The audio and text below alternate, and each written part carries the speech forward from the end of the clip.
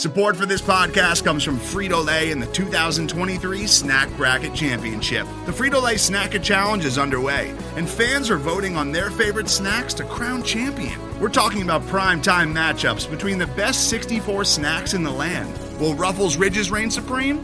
Can Doritos defend their dynasty? Or will Smart Food use their smarts for a surprise upset? Only you can decide. Get in on all the action for a chance to win up to $1,000 or a year's worth of snacks.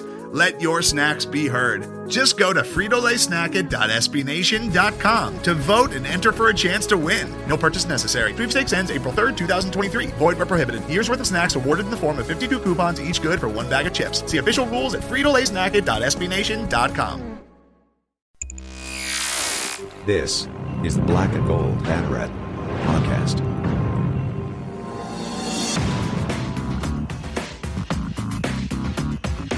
Now, here are your hosts, Jeff Sharon and Eric Lopez. Welcome to the Black and Gold Banneret Podcast. Jeff Sharon, Eric Lopez, Kyle Nash joining us here on this Wednesday evening. We were thinking about doing this earlier in the afternoon. We decided to push it back to recording at night, so we got the women's golf news to talk about, which Bryson. We were just really working around Kyle's schedule, really, is what it was. Yeah, and his apparently steampunk computer that he's now working with, according to what he was saying earlier. So my goggles are in the corner. Yeah. It's you're wearing boots. You know, there's icy steam. You know, there's a can of oil behind you. You know, there's all kinds of stuff going on. Anyway, we got a lot to talk about in this episode. I feel like this is kind of like a summer bridge episode where we're going to start to talk about some real issues and some real news stories, off-season type news stories that are going to be that have came down the line today. First of all, reports from our good friend John Rothstein that UCF, Cincinnati, and Houston are actually aiming for 2023, which, you know, we can debate about whether or not that's an actual sea change in what we thought would happen. I actually happen to think it is. We'll talk about that in a little bit. We will also talk about a story that broke today on SI from another guy who we really like, Ross Dellinger, about the NCAA's Transformation Committee and some of the big decisions that the NCAA is on the verge of making as it tries to push itself forward into the 21st century, out from under the guidance of one Mark Emmert, who is retiring. We'll also later on preview some NFL draft with Kyle. Which Knights are going to get taken? Does he think are going to get taken? Does he think should get taken but won't? Plenty to talk about that. And then, of course, Eric Lopez with softball, Bryson with baseball. We got lots to cover up on to cover on that one. Tennis, golf, everything, you name it. So let's dive in with this news from that was tweeted or actually published earlier today and tweeted by our friend John Rothstein, who you guys all know from basketball coverage.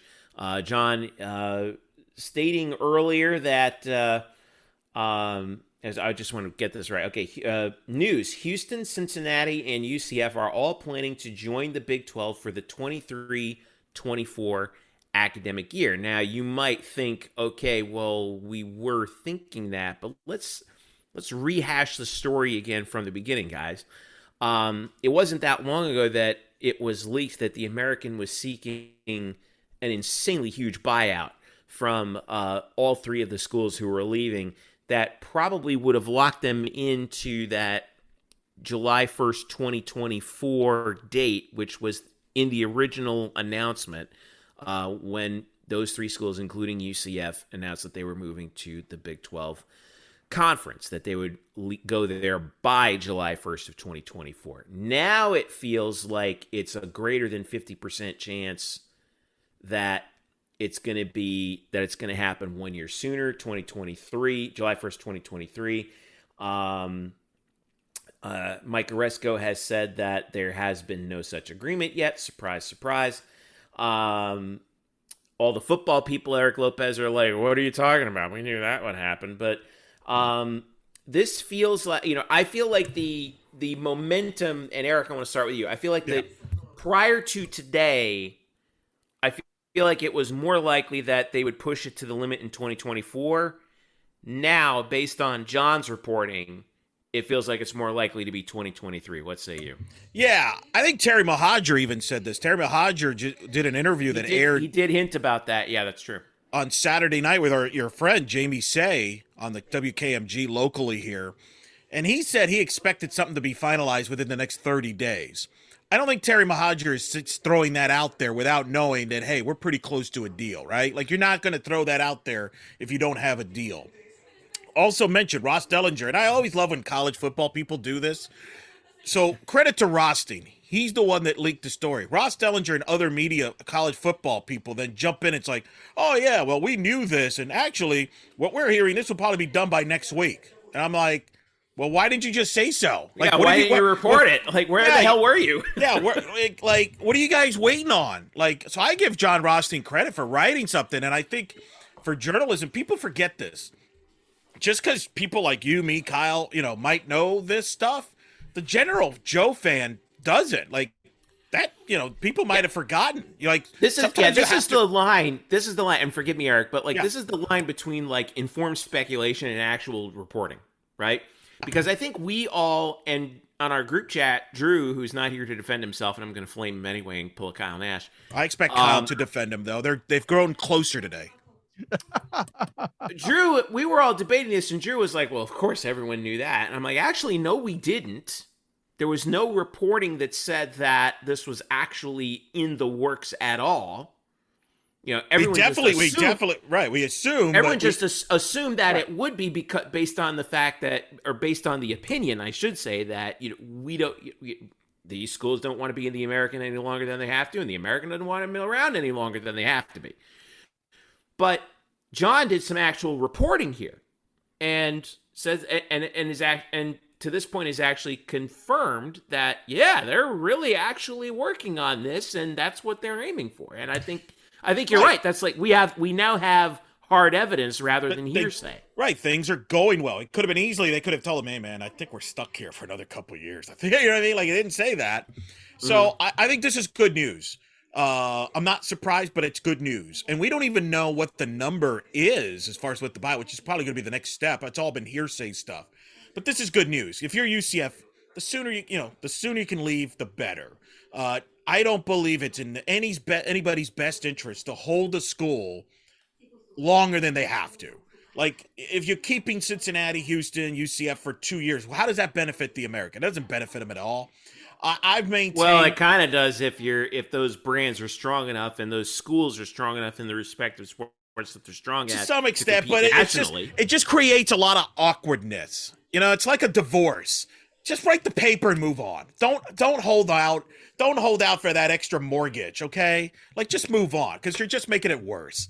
Just move on. So I think that's where we're at here. We'll see what the final numbers are. But this is good news if you're a UCF fan, because I think, right, Kyle, if you're UCF, I can tell you from a lot of the coaches internally, they're already pushing the Big 12 narrative, recruiting, and all that, preparation.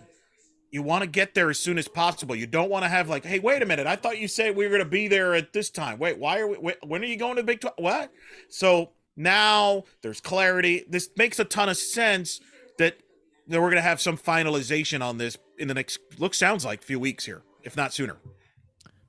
So, yes, but is kind of where I'm going to go. I don't often do a fence straddling here in topics like this or any, if I can avoid it, because it makes for garbage radio. But in this case, we're not on radio. This is a podcast, so you're okay. They can't see my air quotes as I say that, by the way. This is a podcast, not TV, nor radio, apparently. So with all that in mind, here's why. I don't blame fans or other members of the media for feeling like they knew it already, because this is the narrative that's been thrown out. And at the very least, for those that have and he's seen not just Oresco, but anybody. I could even go back as a good semi-recent example, Drew Brees' contract negotiation for extension with the Saints a number of years back. They always say something. They always imply the end is nigh and try to sway that old public opinion this way. And Oresco has done that in the past. And I'm not saying I have a problem with that happening, by the way, but all the posturing we've seen hasn't really deterred the fact that everybody, even going into Hoops Media Day, has been talking about planning for 2023 sport. Right. Abe told you basically that was her expectation, that they were going to the Big 12 at some point. One of the media availabilities, that's their expectation. She told that in some of the conference tournaments. So I see what you're saying. However, until it's done, you don't know for sure. I'll give you over till it's over. Because like the Joe Buck, the big broadcasting news this offseason was Joe Buck's going to ESPN. There were so many reports about him going to Monday Night Football. But until it actually was done, though you didn't really 100% know. Things could go haywire sometimes. Remember, things can happen. So, yes, I know what you're saying. That was the majority said, yeah, we're probably going 23. But you don't know how Mike Oresco was going to handle this. Was this going to, what if negotiations went south? What if it went north? Or Elon Musk buying Twitter, right? Gentlemen, I'm going to tell you both, I'm going to hate watching movies with you because I even set the table with a damn foreshadowing, and you didn't let me get to the part where I agreed with you guys. One thing we did get from the reporting in question is confirmation. So if people do feel like they knew what this guy knew or portrayed already, I don't blame them for thinking that. But there's some value to updating and say, hey, all that ish they said they were doing, they're actually doing it. Here's the proof. I can see that. Do I personally see value in that? Not really. But in a world where we're in the off season, everybody's anxious and watching this that closely, I don't discount value in confirmation. Heck, I wish we had more of it in air quotes journalism out there. Amen to that. Amen. Want to have the conversation. Yeah. Right. So, I agree with that.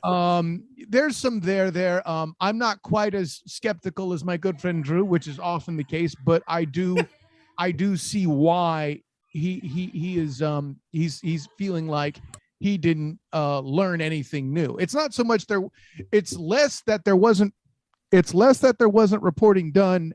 It's less that there wasn't reporting done and more that there wasn't new. It was just confirmation. Like, I think the example given in the very same conversation is we still don't know anything about divisions and layouts, or even if there will be divisions for which we might find out more in the next week when the Big 12 meet. There's been nothing but speculation about that too. Of course, but the point made was it's not done. It's not done till it's done. Let's put it this way. I'll feel more comfortable when those concrete details start coming out. You know what I'm saying? Well, yeah, of course. Yeah. But the fact that there's positive news instead of like, guys, this looks bleak. It's really bleak. Like, it's good. Instead of like, sources within the three schools are making preparations for and let me just say 2023-24, right? Yeah, and let me just say this. John Rothstein's audience is a college basketball audience. So while this has been a football, like a lot of the football people might be aware, a lot of basketball people are not aware. And this is a huge story in the basketball landscape about the Big 12. The Big 12 is a marquee conference in basketball. Football, but basketball, it's arguably the marquee conference in the sport. So this is a big deal for that, and from that standpoint. Yeah, you're adding people to the Premier League. I hear you. Yeah. Couple things that I wanted to ask you about, Eric, too, based on some of these details. I think everyone was throwing around the idea that the buyout per school of $30 million from the to the American from UCF, basically from UCF, Cincinnati, and Houston each. And that kind of felt like a poison pill. Remember the AAC's bylaws state $10 million buyout fee, 27-month notice.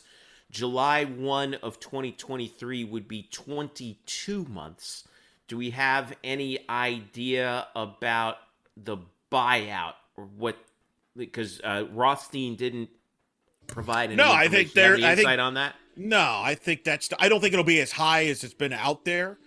I think there's some. Remember, UConn paid 17. Yeah, apples and 17 oranges. million. Right. Different apples and oranges. I think there's a lot of different. It's not though. Yeah, it absolutely is. Hold on, no, I can't. Wait. How is it apples and oranges when they left much earlier? Yeah, and their values only in basketball. They have no value like the other There teams you go. have value in multiple sports, including. All right, you got football, basketball, but you also have a situation here. Wait, UConn had value in men's, women's basketball, and baseball. No, baseball, nobody cares. What are you talking about? They won. Great. They won the league multiple times. No, but here's the difference. That's not going to bring dollars and cents, the value up that significantly, whereas football and basketball does. I mean, listen, I'm the biggest supporter of college baseball, but football, basketball runs this stuff. All right, Kyle's got a smile on his face. He's look at him. He's like, I've come to the dark side. But we have cookies. There are subtle differences here with UCF, for example. They bring value in football. Houston's basketball and football. Cincinnati, you could say it's both football and basketball. We'll see. But there's also some interesting relationships that might continue. UCF, for example, the men's soccer situation. Do they stay in the American? I think that's part of this, too. You know, it's not like you're getting a complete breakup like you are with UConn. With UC, the American might still have a relationship with UCF moving forward. If Cincinnati lacrosse stays in the American, they still have a relationship. So I think that is helping overall in the negotiations, whereas the UConn thing, that was just like, get the hell out of here. Addition by subtraction in that deal. Yeah. Exactly. What about the possibility of UCF? BYU, by the way, is joining in 2023. Mm-hmm.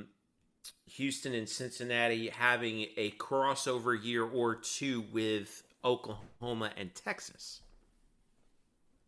We'll see. Maybe we'll see. Again, that I don't think I could be proven wrong. I've maintained that I think everybody will be where they need to be by the fall of 23.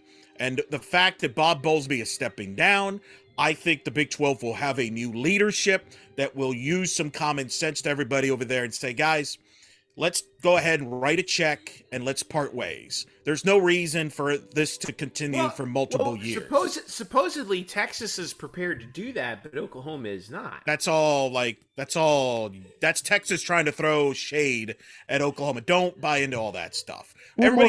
Even with that, Elo, that doesn't mean that they even have to schedule any of these new added teams either. I have no reason to believe, and I'll stay with football just for this example because I think more people will understand this. Yeah. Do you mean to tell me if that there is a crossover year as such that Oklahoma's going to schedule UCF or Cincinnati? Come on. No, that's not their call. That's the conference's call. Okay, but maybe it is, but somehow I doubt it's going to happen. Call me a cynic. No, I think. Well, the Big 12 when they make the schedule, they would love to put Texas and Oklahoma against the new teams. I disagree. Just to see if they. I think they would because there's potential for one of them to get embarrassed. No, I disagree. You know what I'm talking about. I agree with Kyle and disagree with you on this. This is why the teams that want Oklahoma and Texas are the old guard. The old guard is the one that wants them one more freaking time. Texas Tech, the Baylors, they're going to tell it. They want to stick it to them right up the ass one more time. They're not going to give the new kid on the block that pleasure at all. They're not going to do that in football, to Kyle's point. The other sports is different. Here's where I disagree with you, because if UCF plays Texas and beats Texas, guess what? That's good for the Big 12's brand post-Texas. Doesn't matter. Like, that's not the point. Yes, it does. No, that's not true. Yes, it does. You're missing the point. It tells everybody, hey, these new guys are serious. Texas Tech could care less. Going to be just as good. No, Texas Tech wants to play Texas. Baylor wants to play Texas. Of course, Texas Tech wants to play. They're going to play Texas, everybody. But I'll guarantee you, UCF, Cincinnati, and Houston would love. Houston, I know for a fact. That's different. Wants a shot at Texas. Now that's different. I'm not even bringing Houston up because I don't think they would view Houston as a threat. Let me get in and get back on the therapist couch and kind of, because here's what I think, Jeff. What you said is absolutely correct. Here's what I think Elo is saying is, while what you said being 100% correct, I don't think or at least, well, actually, I agree with him in this concept. I don't think those old guard teams would be willing to trade a shot for them to do it. Thank you. And remember, you're going to play a 9. The Mountaineers, but I'll leave it at that. They're fair point. But you only play 9 you really games think in football. Kansas wants to get their butts whipped Yes, again by yes, schools? because they bring money. When the Oklahoma comes to Kansas, it's a full house. When Cincinnati goes to Kansas, it's not going to be a full house. So guess what? You only can play 9 games. Remember that 9-game schedule in the conference, more than likely. I'm talking about, but I'm not talking about Kansas playing Cincinnati. I'm talking about Texas or Oklahoma. But playing my point Cincinnati, is, UCF, BYU. Yes, and but my point is, if you're Kansas, you rather get Oklahoma and Texas first one more time. You're not going to let, hey, we'll take a pass so UCF can play them. No, it doesn't work that way. They'd rather get a chance to get that one sweet bit of vengeance on the way out, or the revenue, than to watch UCF embarrass them again, or even Cincinnati. I'll say, because of both those teams. And Jeff, I think you're right that if that happens, it is good for the Big 12 brand, and maybe the individual schools won't have the push to kind of defend whether or not that happens. But I don't think the conference would allow that shot to the new guys in lieu of keeping the incumbents happy. But they may not have a choice based on just how the schedule works out. Like, yeah, there could be logistics. That's a good point. We'll see. I think we're kind of getting in the weeds here of a lot of hypotheticals that I personally don't think is even going to happen. Because I think somebody's going to step in and write a big check and make this go away. So ESPN, anybody? What? Okay, but now we're back to the speculation part of it. There's no reporting that says but that's the next step here. It's the next step. This is all steps here. Everything's got to get done by. If it's reported that ESPN doesn't, we haven't learned anything. Right. Well, remember, let's go back to what John Rothstein wrote, which is Texas and Oklahoma are both planning to leave the Big 12 and join. This is John Rothstein. Both planning to leave the Big 12 and join the SEC for the 25-26 academic year. Both are foregoing 2 years of revenue from the Big 12 in order to make the move. Texas and Oklahoma must join the SEC during the same academic year. Yeah, as of now, UCF and Cincinnati join the Big 12 in 23-24, and Texas and Oklahoma are still in the conference. There will be a 14-team league for both football and men's basketball for 2 seasons, 23-24 and 24-25, until both Texas and Oklahoma join the SEC in 2025. So, as long as the UCF's in it, who cares? It's in the conference's best interest to hand the toughest schedule to those 2 schools on the way out, Oklahoma and Texas, in order to put them as low in the rankings of the conference as possible to make them that, as you say. Doing that doesn't necessarily mean UCF or Cincinnati on those schedules. But again, you got to remember. Wait a second. If that's the case, then neither of them are going to play Kansas. Let me tell you that. Again, this is personal. This is personal to these schools. I'm telling you, it's personal. And it's just, there's a lot of, this is not, hey, let's go be fair and balanced. No, it's like, what's in it for me? And the new kids on the block aren't going to get their first, hey, can I do this? No, it doesn't work that way. It's like when Kyle joined the Banneret, he had to follow some rules. He couldn't just jump over Bryson. Bryson had some needs, Jeff, and, that's just a pecking order. That's all. I didn't kick Drew out of the dang Bright House press. Exactly. You got to do a picking. Yeah, you wanted to. Anyway, so we await to see what the news may be on that. And John, and credit to John Rothstein for doing the legwork on that. Now, there's some other things, and I think this was actually really interesting in terms of an off-season story. This is something that we're going to have to follow. Of course, earlier this year, the NCAA voted to provide more autonomy to the relative divisions within it, Division 1, 2, and 3. What would that result in? A lot of people have been speculating about it. Again, Well, now we have a little bit of reporting done by Ross Dellinger, who Eric flamed earlier in the show. This is the NCAA has created what they call the Transformation Committee.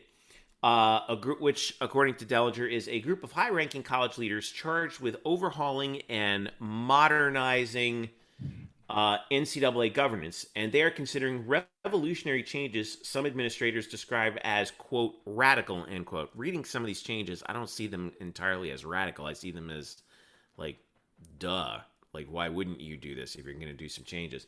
Dellinger specifically mentioned 5 things that were discussed, and I think actually all 5 of these are good. All right, number 1, eliminating scholarship caps on sports that offer only partial scholarships, which, by the way, is most of them. These are what we call in the business the non-head count sports. What are the head count sports? It's sports where your entire roster is on the scholarship. Head count sports, and what are those sports? FBS football, of course, men's and women's basketball, women's gymnastics, women's tennis, women's volleyball. Those are head count sports where the scholarship limit is absolute. And the number of athletes receiving awards cannot exceed that number. Now that means that baseball, for example, is a non-head count sport, and the limit in NCAA Division I is 11.7 scholarships. Obviously, there's more than 11.7 people on a baseball roster, so we could see the entire roster, for certain schools, be scholarshiped up.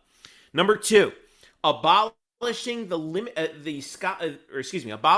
limitation on the number of coaches per team. We've talked about this at length, Eric Lopez, about baseball and softball.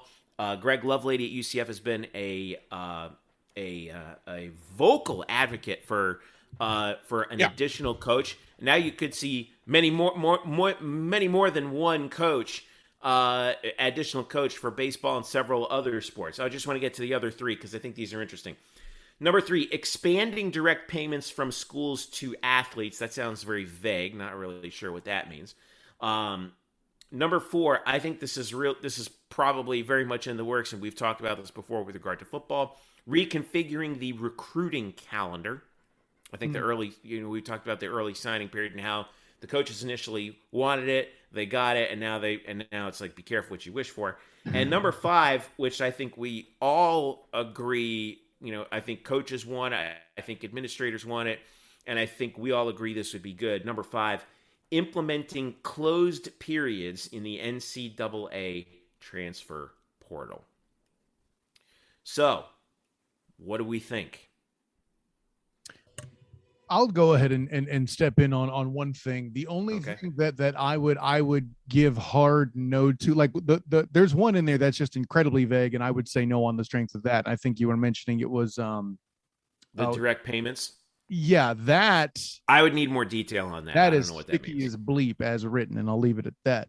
The one I would not really want to expand on is the coaching limit, but the thing I would change is leave a limit for football coaches, because that's getting kind of out of control, and it's another avenue through which money can be funneled. As I've said of the SEC, it is the best conference in the nation because they have the best college football that money can buy. And we've seen that with the NIL, and the last thing they need is some other avenue through which they can get more personnel that isn't necessarily connected to the team, if you catch my meaning. But as far as the other sports, I'd say let it rip. That's really my one, or I guess 2 big objections as far as what I read there. If I may, Kyle, hold that thought. Paragraph here from Dellinger. Restrictions on athlete, quote, compensation, benefits, and awards, end quote, is another area in which change is coming, according to a Transformation Committee slide shown to athletic directors and obtained by SI. It might include expanding on the $5,980 checks many athletes receive as a result of the NCAA's loss in the Alston case. Schools are allowed to provide education-related benefits of such an amount. Some programs like Ole Miss are distributing checks to athletes who meet a not-so-tough criteria, remaining eligible. Mm-hmm. But that's it. I mean, listen, if they want to expand anything fiscal to these students, medical costs is where I'd start. Yeah, I agree with you on that. But if you're in a major conference, this is good news. If you're in the MAC, Northeast Conference, not so good news. That would be the way I would break it down. I think it depends on which sports you decide to invest in, though. I don't think the schools in the Northeast Conference can invest in anything. My suggestion to them is get used to this. You're at division lower level, because by next decade we're gonna have a separation, and we're seeing this now little bit by little bit. Well, Jack Swarbrick, the AD at Notre Dame hinted at that, and it still feels again like overly vague. It's like, what does that even mean? It means those St. Peters of the world in a decade, they can have a nice run in the tournament in the NCAA, while the real teams will have their own tournament. That's what that means, because they will be in their own Division II or whatever they call it. We're going to see a separation, because everybody can't keep up with this. You can't keep up. It's just reality. Well, here's my next question. Where does UCF fit into that? Well, hopefully in the positive end and being in a bigger conference.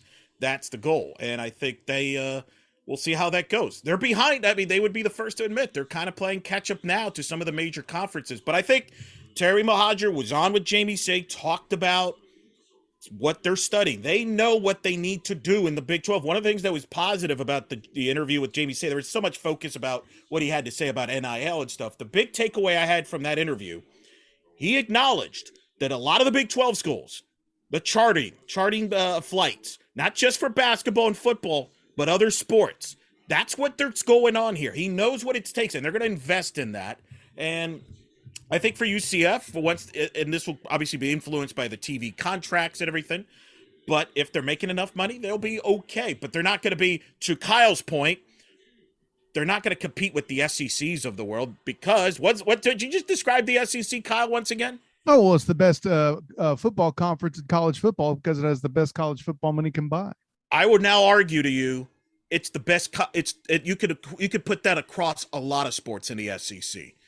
A lot of sports. Wait until their new TV deal kicks in.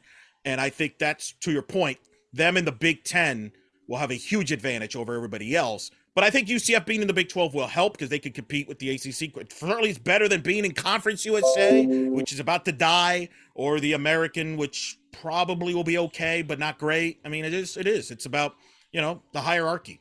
If we're being honest, the college sports landscape has been due for a correction for an extended period of time. And we're seeing it. We're seeing it right now. Exactly. Between, the cases involving labor, air quotes, for college athletics, to the way that the mainstream, specifically football, has come under fire for how their committee acts, even though other committees, as Elo reminds us on the regular, have been doing it wrong for years.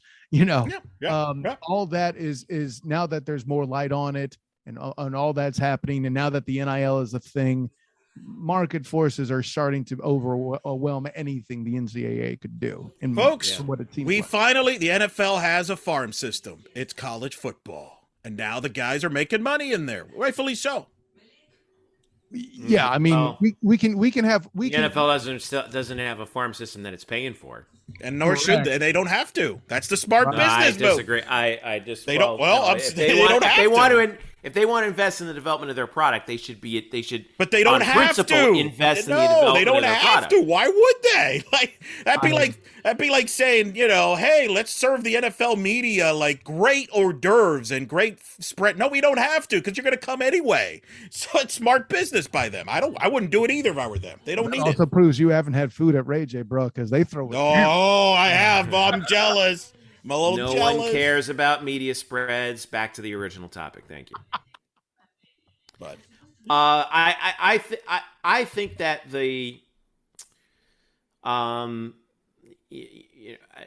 I do agree with increasing the scholarship limit for those sports. That's more opportunities for athletes who student athletes who may not normally get the choice and have to make a decision that they don't that where they can't perform at the proper level. I don't know where UCF fits into this. I hope, like you said, Eric, it's at the top in the cool kids club. I mean, look, honestly, I do. Probably in some sports they'll benefit, some they won't. Probably. Right. I think that the one thing though that I really am in favor of is having a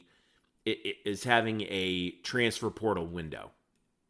Right now it's year round, and the hard thing about that is that makes it very difficult to keep track of. Like if we're talking about data, and I've talked about, like we talked many times about what does the data look like on the transfer portal? We got some data earlier this week about, was it 42%? I think it was, Kyle and Eric, that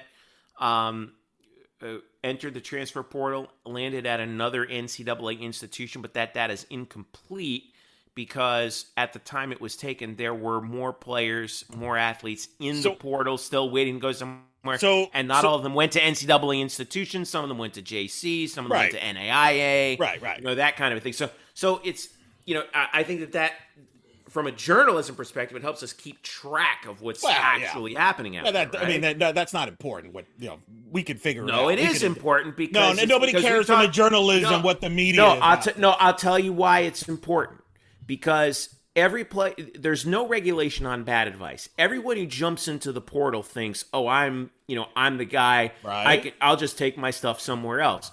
Well, you think twice about it when there's actual information out there saying, actually, the transfer portal is not the be-all and is not the solution to all of your problems. You only have a 42% chance of finding a new home. No, because we see this every year in basketball drafts. Guys are going to declare anyway. Even if you give them the right information, you could tell them you got no shot to be drafted. Guys will always jump. What you're saying is that even if we had that the numbers would still stay the same, that there wouldn't it wouldn't be some deterrent. Correct. We saw this with Jacoby Glenn a decade ago. He declared when he had because an uncle told him it was the right move. Guys will always get bad advice because what happens is you listen to either the wrong parent or the wrong friend or whatever, and you get mad, so let me join the portal deal. I don't think just putting deadlines is going to stop that. What the deadline will do is say, hey, help the teams figure out what do they have for a roster. But guys will always, like Terry Mahadra, by the way, had this stat that he told Jamie Say in that interview. He did the stat, 1,104 athletes entered the portal in the FBS level football. Only 35% found another FBS home. I think that will continue because guys will either, for various reasons, there's always going to be guys that don't play and aren't happy that are not playing. There's always guys that feel they can get there. Guys will always, Kyle, you know this. Guys will always bet on themselves, no matter what you tell them. In fact, the more you tell them they shouldn't do it, makes it more likely they'll do it just to defy out because they're that competitive as human beings.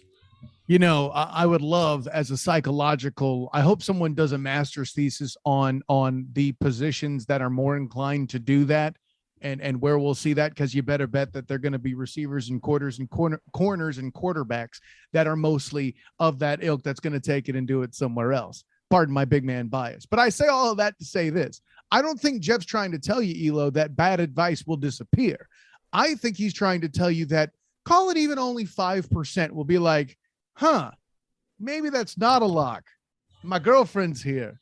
And man, I sure do like it in X university. Oh, for sure. Yeah, maybe. I think things will subside a little bit, but there's always, especially, but as long as you're for example, and I think I like where you were going with this, in each sport, like for example, if you're a wide receiver, there's always going to be opportunities.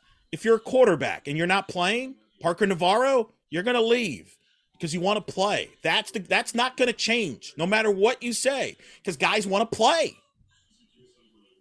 Yeah, I don't think that's argued at all. And if you have designs falling into the conversation about cats declaring when they should or shouldn't have, if the idea is to be seen by the league or a league, provided the USFL is actually successful, and makes me feel bad about the AAF no longer being a thing. Thanks for that.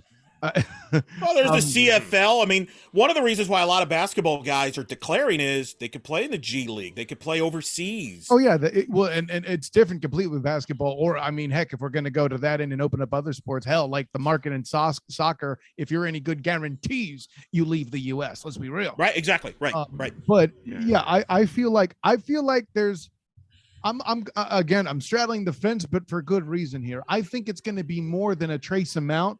But you're right, Elo. Bad advice is not going to go away. It's always existed in football. And it's not going to stop here.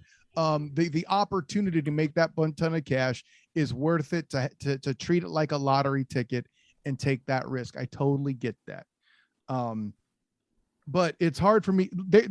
Two things are going to make it subside. A, the data, take that for data, as Jeff is saying here. And I think the other piece too is the novelty will be less of a factor, and more cats will have used up their transfer opportunity quicker. What I think you're going to see is an air quotes sophomore slump, because so many people did it early because it was new, and then the numbers tip back up. Let's talk again in year 4, year 5 about what trends really are, to see if this experiment is successful. The other thing that won't stop it is the tampering that happens. Yes. A majority. Let's not. Yes, not only a certain amount, but that's never been stopped. Well, right. That's what I'm saying. That's never been stopped. There's always going to be somebody that says, "Hey, man, if you bolt, we got a spot for you." And then things happen. So it is what it is, man. To each his own. Yeah. Sink or swim. That's the way. That's the real world. Welcome to the real world. We are. You know what the good thing is for us? Man, we got a lot to talk about over the next few years. I mean, you could also be Jalen Robinson. You could be Jalen Robinson getting a ride from Lane Kiffin right now and put it on Instagram. Jalen Robinson did announce it, but I will say this though, in Jalen Robinson's defense, everyone complains about the portal with him. He completed his degree at UCF. Absolutely. Well, and that's the one that people forget, Jeff. That's a great point. I think where you're going to see a lot where this will not slow down is people that get their degrees go to a different school, get a second degree, and get a new, fresh opportunity. I think their master's degree. Absolutely. By the way, that is a good thing. Absolutely, guys getting furthering their education. Right, let's not. I think that's good. Right, that's a positive. Like getting different skill. It's not the end of the world if you go to a different school and experience it. It's good. I sure. Agree. One bit of data that isn't disputed, that's been true for decades, gentlemen, is that people with master degrees tend to make higher salaries. Period. Point blank. Stop. Mm-hmm. I didn't know you had your master's, Kyle. Congrats, man. Oh no, I don't. I'm just saying it could serve you well, then. But I mean, we're gonna have a lot to talk about, and it's going to get only more interesting, come hopefully, if John Rothstein is correct, come hopefully 2023 when UCF moves into the Big 12. So front row seat for a wild ride, boys. I'll tell you. Can't we just announce it May 15th so softball can host a regional? No, we could be. No, we could be talking. Think about it. We could be covering. Can we be members May 15th so we can increase our chances to host? No. However, we will talk about that a little bit later in segment 3, but coming up in segment 2, the student of the game, Kyle Nash, is going to stick around with us to talk some NFL draft. Who are the likely draftees from UCF? When are we thinking that we'll hear them? I know that we've kind of speculated on this from before, but now we're just hours away from the NFL draft. Stick around. We'll be right back. This is the Black and Gold Banneret Podcast. Today's episode is brought to you by Cars.com. With over 2 million vehicles and 50,000 more added every day, Cars.com will match you with the perfect car for you, your budget, your life, your style. And if you're ready to say goodbye to your current car, Cars.com will get you an instant offer to cash it in. Just start by entering your license plate and get matched with a local dealer who will write you the check. So whether you're looking to buy or sell, just go to Cars.com. It's magical. Welcome back to the Black and Gold Banneret Podcast. Jeff Sharon, Eric Lopez, the student of the game, Kyle Nash, with you here as we record this on Wednesday, April 27th. And as we speak, gentlemen, we are less than 24 hours as we record this from the 2022 NFL Draft. Usually a big event for UCF players. Of course, UCF a couple of years ago had the most players taken in its history. We are not expecting the same bumper crop this time around. I hopped on NFL.com and looked at their draft tracker, and you can take a look at the number of prospects that are in the system for the NFL. Now, that does not necessarily mean that this is all the players who may be taken from UCF, but I sorted it by school. NFL.com has only 3 UCF Knights listed in their draft tracker right now. Defensive tackle Kalia Davis. Of course. Offensive lineman Cole Schneider. Mm-hmm. Edge rusher Big Cat Bryant. That's it. So let's start with those 3 guys. Kyle, you've been keeping a close eye on all of them, considering that all three of them are linemen. I trust your judgment on them. Which of those three guys is going to go first, and when do you expect him to go? Oh, Kalia Davis is easily head and shoulders the one most talented at his position coming out. It's not close, full period, stop. I could go on and do all this analysis and this, that, and the other thing. But as you mentioned earlier, this is not an NFL-ready crop as we've had in the past 2-3 years. Certainly in terms of volume, in terms of quantity. In terms of volume, absolutely right. And I mean, a lot of it is, from cats taking their extra year and all the other movement therein. Like, for example, I think if Jay Flash had stayed around, or rather had graduated and didn't have a COVID year, he would be on this board graduating from UCF. Just as an example, there's been a lot of movement that changed what this year could have been, for whatever that's worth. I think in Davis's case, of course, the injury is the thing that's going to hamper him. It's the only thing that doesn't make him a surefire second day pick in my mind, simply because that's you can't teach size, as they say, gentlemen. Mm-hmm. Kalia Davis has that, and speed, which also is alleged you cannot teach. So 6'1", 302 pounds is what he's listed at. Yeah, I mean, and that's enough size to where you could be pretty versatile, where you could be a second defensive tackle, or a team may opt to bulk him up and try to use him as a nose. I wouldn't personally, just because he's so he moves very well. If you're going to model the kind of player they're hoping for, it's going to be a Haloti Ngata Ndamukong Suh type. Obviously not that good. Both cats are perennial Pro Bowlers, for goodness sake. I don't think Davis is going to be that kind of an impact, but to have somebody like that on the bench, like Avita Vea, I think is his name on Tampa, the other defensive tackle, not named Sue. He has the potential to be that kind of a guy. That I think is his ceiling. NFL.com, Lance Zierlein projects him to be round 5 through 7, so day 3, like you were saying. Mm-hmm. If he wasn't hurt, he would be day 2. Let me be clear. NFL comparison: Tristan Hill, another UCF night. So, except the thing I hate about that comparison is Kalia Davis, much more calculated, less passion based in his play, and we've seen the lack of discipline at times from him. I wasn't even going to bring up off the field, but on the field in particular. Yeah, Cole Schneider is listed as a center. Interestingly enough, from Fort Myers, 6'3", 309. NFL against Zierlein has him listed as a priority free agent, but it's not outside the realm of possibility that he gets selected given that size. No. Oh, absolutely. And I love the part where he took snaps. We talked about this in the Pro Day episode a number of weeks back here on the Black and Gold Banneret.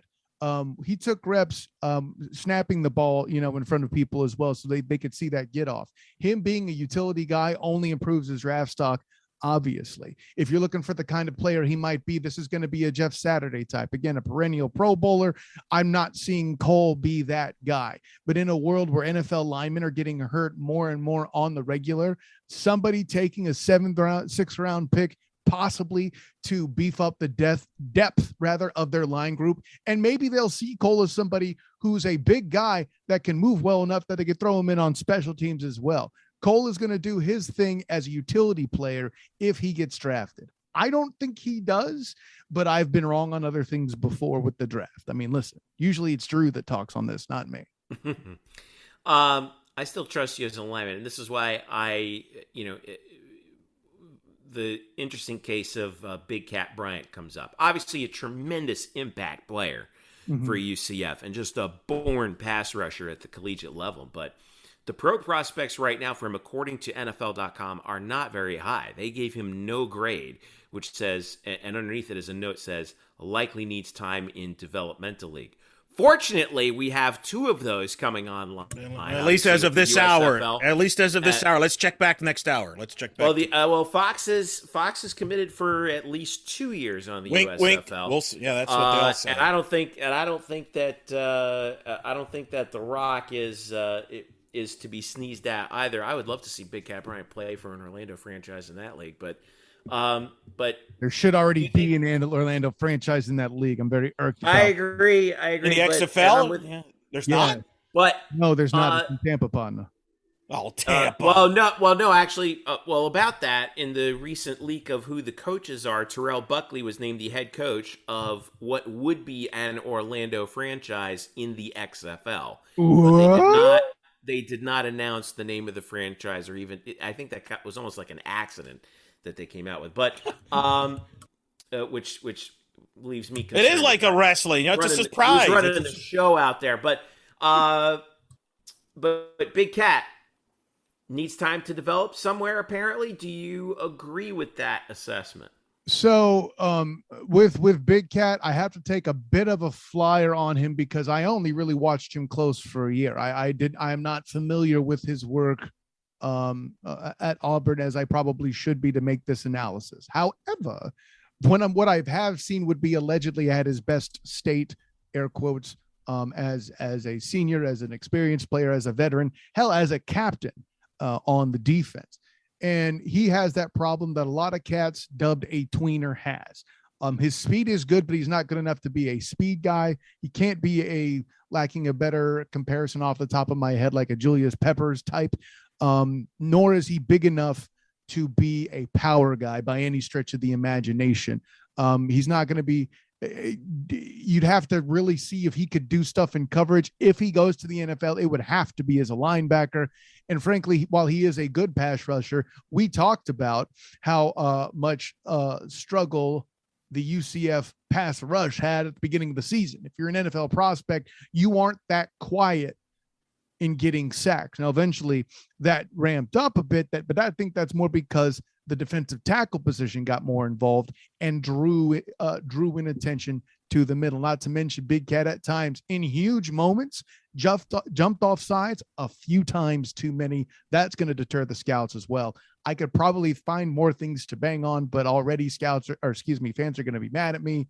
And on the outside chance that Markavius himself listens to this, I'm sorry, buddy.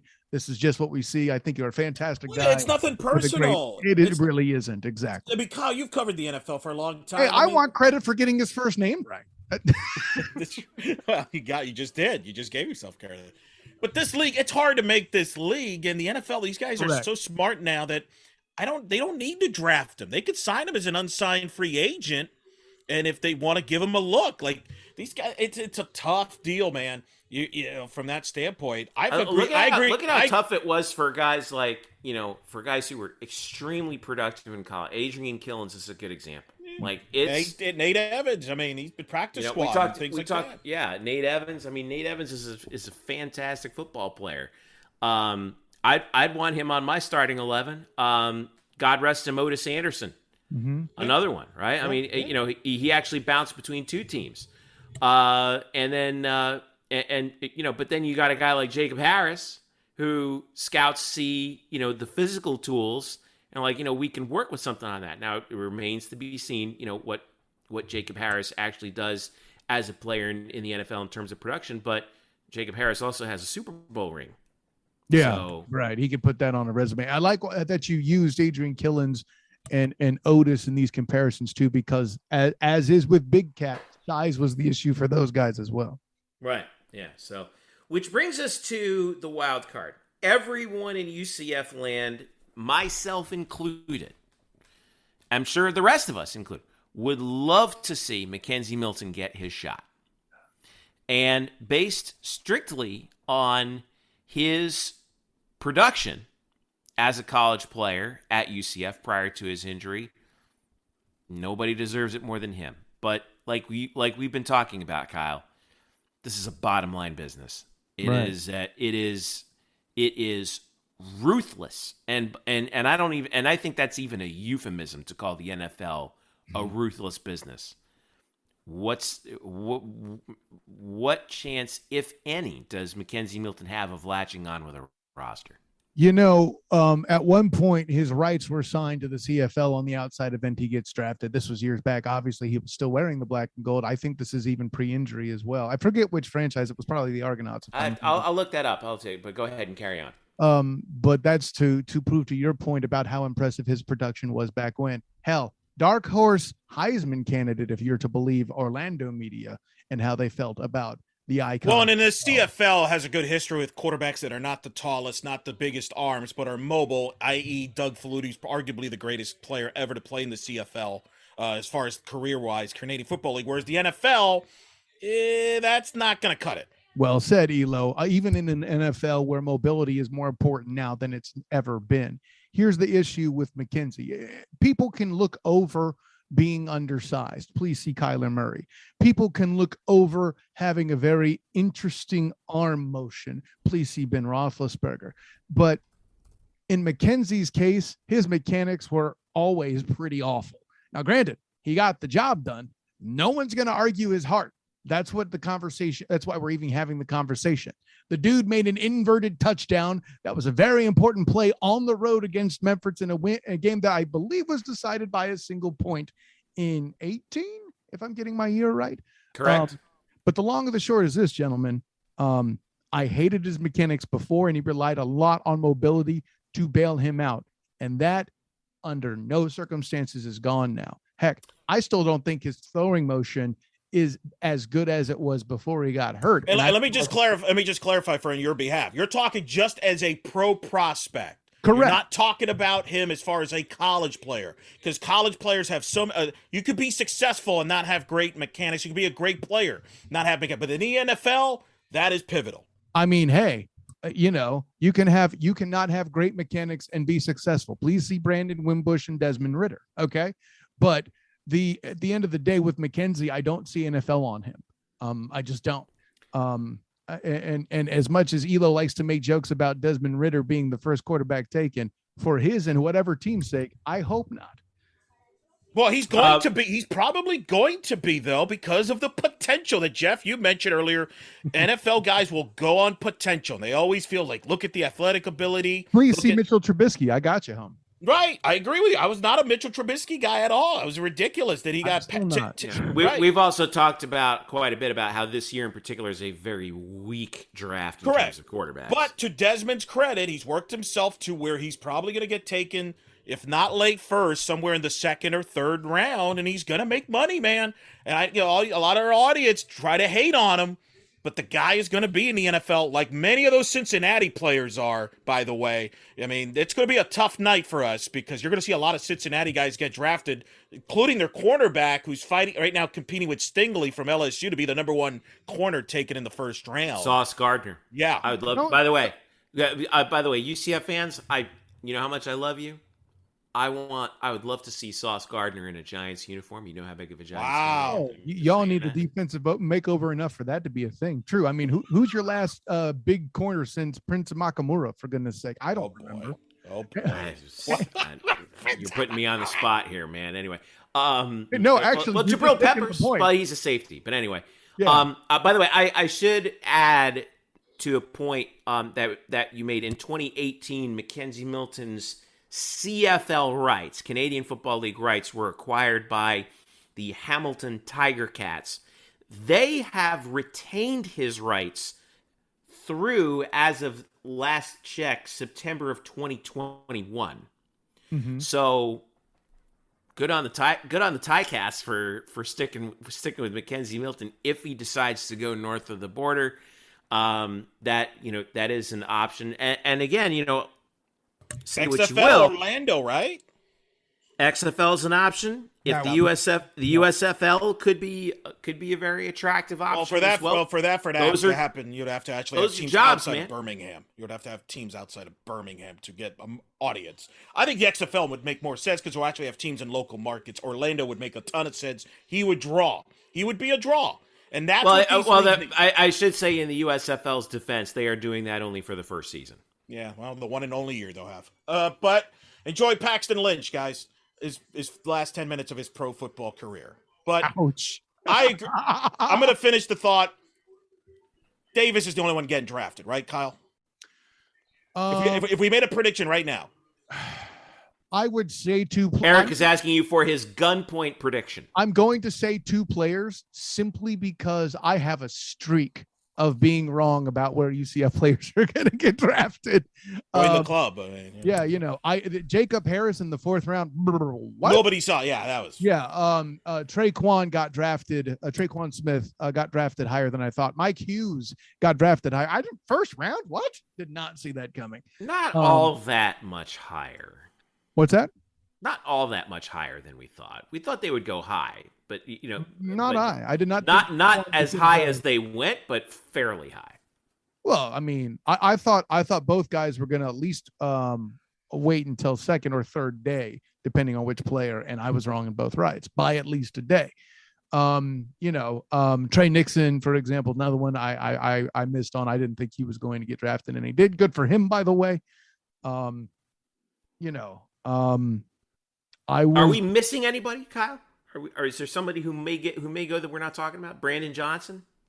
No, I don't think he's going to go. I'm kind of racking my brain. And with I think the problem with Brandon Johnson is, as good as he was for UCF in the NFL ranks, he's a dime a dozen. And for now, and the best thing about going to the Big 12, gentlemen, is having that Power 5 title, whether it should or not, matters to the scouts. Well, and Gus is a good recruiter of NFL type talent, which the previous staff wasn't, quite frankly. So are you? All right, you said 2 guys. Give me the names. I think if there's 2, my money would be on Kalia Davis, obviously. Yeah, agreed. And I think Cole might sneak in. Okay. It would be very late though. Maybe there'll be a center at Mr. Irrelevant. You don't know.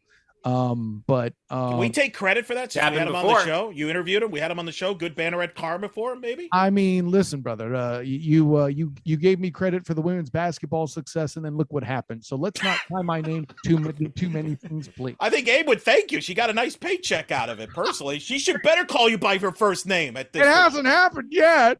Now I'm sad. Thanks, Eric. Golly. Well, you know, I have always been in favor of there being more options for guys to play professionally in football. You know, we're seeing that more in the NBA. Obviously, baseball's had it for a while. Mm-hmm. We'd like to see it. And by the way, a couple UCF guys have actually made some waves in the USFL already. Marlon Williams, 7th in the USFL in receiving. Had the longest and then before catch. People tune out. People are going to tune out here. Novell Clark just like the rest of the country has. No, you're just talking about yourself and projecting. You mean over the 50% of the audience that's left the USFL already? That'll be dwindled and then by the end of the year. And then also, Jordan McRae out there, you know, also at the Birmingham Stallions. So 2 UCF guys on the Birmingham team. So that's good. All right. NFL draft. The Rock, baby. It's all about the Rock. NFL draft starts Thursday, prime time. That's round 1, right? That's only right. Round one. Yeah, the round 1, baby. 2 and 3 on Friday night. Rounds 4 through 7 on Saturday during the day. I wish they would go back to 2 days. That ain't happening, brother. That ain't happening. The NFL I know it's not. The people are going to watch in droves now in the first round. It's been a big success. Credit to Roger Goodell. I wish they had another round on the first day. I really do. We do need to end the draft at some point. Training camp's around the corner. Come on. I mean, yeah, they expanded it from 2 days to 3. What are you complaining about? I don't need that on the team. We have lives. Kyle has a family. Like, you know, I mean, so do I. I don't need 2 rounds in one night, brother. Listen, I'm already hosting the NFL draft. The kids are already asleep, Kyle. What are you talking about? Listen, I'm already hosting a draft show for Nuts and Bolts Sports. I'm not trying to be up that long, bro. I have work the next day. Okay. Amen. I hear you. So do I. Hey, apparently not. You're watching the USFL. Maybe if you stop watching that, you have more time. According to Elo, you're not going to watch it anyway because nobody cares, right? Yeah, exactly. I won't be watching for sure. I got work to do. I'll be on the air. Nobody cares about you. All right, stick around. When we come back, we'll talk about the thing that Eric actually does care about, which is softball. That's right. Only one of us spoke to a committee chairperson. Bryson will be here to talk about baseball as well as golf and that's right. Only one of us spoke to a golf head coach that's leading her team to an 8th regional in 11 years. I know.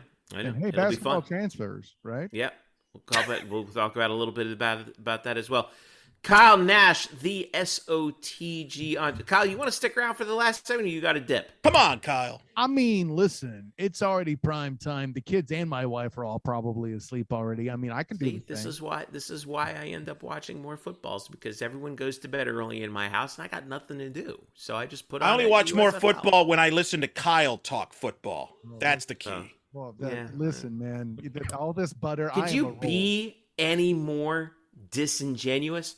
That's my boy. Kyle's my boy, man. Come on now. We got sticker. We got some mutual friends that. We'll leave it as that. We really do. He's not. All right. Oh my God. Can I end this segment now? Stick around. I'll be right back. This is the Black Gold Banneret Podcast. Welcome back to the Black Gold Banneret Podcast. Jeff Sharon, Eric Lopez, Kyle Nash, and joining us now, Bryson Turner, to talk about the world of UCF sports outside of football, basketball, and rank speculation. Well, we're going to hit on some basketball here too, and a little bit of football, but some quick transfer news. Johnny Dawkins and the men's basketball team picked up 2 transfers this weekend. Michael Durr and Terrence Suggs. Is that right, Bryson? No, Brandon Suggs of East Carolina. Michael Durr, former big man of USF. He transferred to Indiana last season. Didn't get any time as a starter, so now he's coming to UCF, where he's probably going to be Johnny Dawkins' new big man after him. Former USF Bull, by the way, making the proper decision. That makes Michael Durr the Drew Glukoff of college basketball, having been at both places, huh? Wow. Yeah, it's true. He did cover both. I'm just saying. I'm just good. I don't think he would appreciate you reminding him of that as the thing. Attend both. I'm just saying. Two guys who have experience in the American from before. Suggs, I think, is interesting because he's a 6'6" forward. Everyone's going to talk about Dirk because he moved up from USF to Indiana, didn't get any playing time. 7-foot guy. He's coming in as that center to replace ostensibly Mbake Zhang, but at least we have some guys coming in and hopefully filling some holes in the roster. But we think we're probably going to get a couple. I would imagine that Johnny Dawkins is trying to chase after 1 or 2 more, right? Oh, especially with what isn't in the cupboard by comparison too. I mean, obviously he's going to be looking for a hot hand scorer type. You don't replace Darren Green. You just hope to kind of make up for it. But. Well, P.J. Edwards, I think, is probably the guy who's going to fill that or take that role, if you will, as an outside shooter, 6'4", 2-guard type, right? Right. But I mean, this group needs playmakers, and as much as we do like DJ Darius Johnson, I mean, and while our good friend Drew is loathed at times where Darius Perry would hold the ball a little too long or a little too often. We need a guy like that can slash and attack and be versatile from all parts of the court. And can DJ be that guy? Sure, but I would argue there's still more that's necessary. And your guy CJ Walker's still in the house so far, so that's a good thing. Mm-hmm. Yeah, that's a good point too. Also on the football side, Bryson, Chris Mole from UAB, a linebacker, joins in. Now, Kyle, we talked a lot last week in the spring game show about the lack of depth at linebacker. Mm-hmm. Well, in comes Mole, who had a season shortened by injury, but in 2020 he had 59 tackles, 2 sacks. 2019, 103 tackles, 16 tackles for loss, and 9 sacks. This guy was very productive in his career. Big kid too, 6'2", 215 pounds, and with Kadeem Leonard also leaving, from that linebacking core. At least here's again momentum in the proper direction in that position, right? Oh yeah, I mean, listen, you mentioned his size dimension. That's exactly what I want to hear from a linebacker. And frankly, if injury was what limited him in years past, if he rehabs well enough, man, listen, of course he's going to be a welcome addition. And honestly, maybe his 80%. Is better than freshman. At least he knows where to be as somewhat a veteran of the college game, right?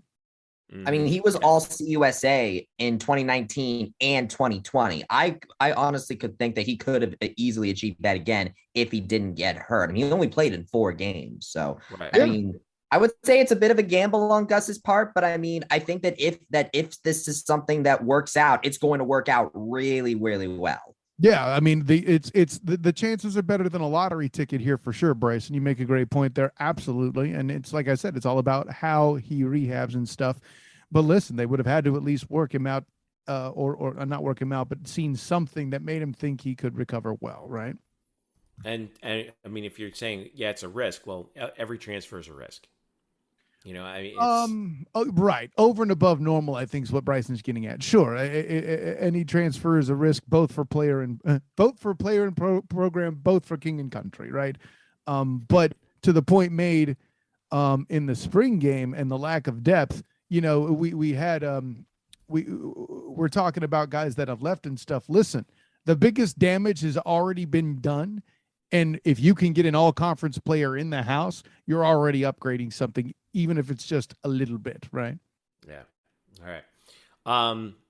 Looking for more transfers over the summer for Gus here, because especially at linebacker, I think we're pretty good on offense, like we talked about before.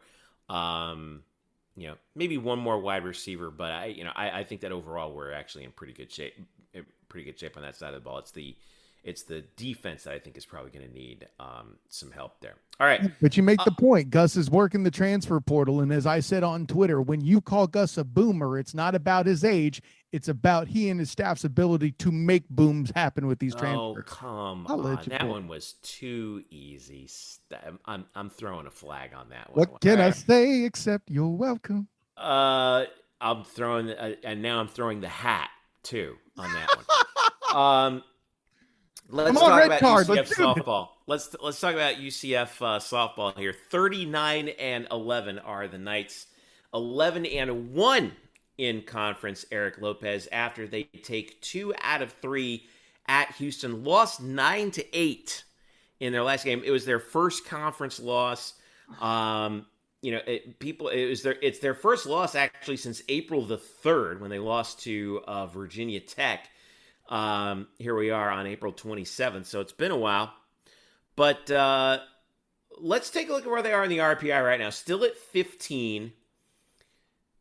Couple questions about everyone panics, and it just drives me crazy. Did this loss to Houston cook UCF's chances of hosting a regional? No, it didn't help. It's actually a bigger significance from a conference standpoint. That's where we're kind of losing that perspective. If they're going to play at Wichita State in 2 weeks. They're hosting Tulsa this week. In 2 weeks, the conference title is going to be on the line. UCF currently has a 1-game lead over Wichita. If they would have held on against Houston, let's say, and then you sweep Tulsa, let's say, or you cancel out whatever Wichita does at ECU, you would have a 2-game lead going into Wichita, which means you only have to win 1 game there to win the conference title outright. Now you have to win the series there outright, which is not going to be easy. So you've made things a little more complicated. Obviously, that from an RPI standpoint, that's UCF's first loss of the year against a team that has worse than 50 in the RPI. So there's that first, quote, blemish. I would point out. Did that hurt them, though? They're still at 15, though. Yeah, but they could have been 13 had they swept them. 14, which right now would that have made a difference? Big difference, because now you got LSU right up here, chasing you. You got a couple other teams chasing you. Who knows? I actually spoke to Sandy Atkins, the committee chairperson this year for the softball committee. I did that on In the Circle on the Monday edition. You can check that out. We went into detail about this stuff, and the issue that UCF has right now is that the bottom of the American is killing them. They don't get any benefits of playing East Carolina, Memphis, or Houston to some extent, while a team like LSU and Georgia, which Kyle has referenced earlier, is the best conference money can buy. Correct, Kyle? I want to make sure.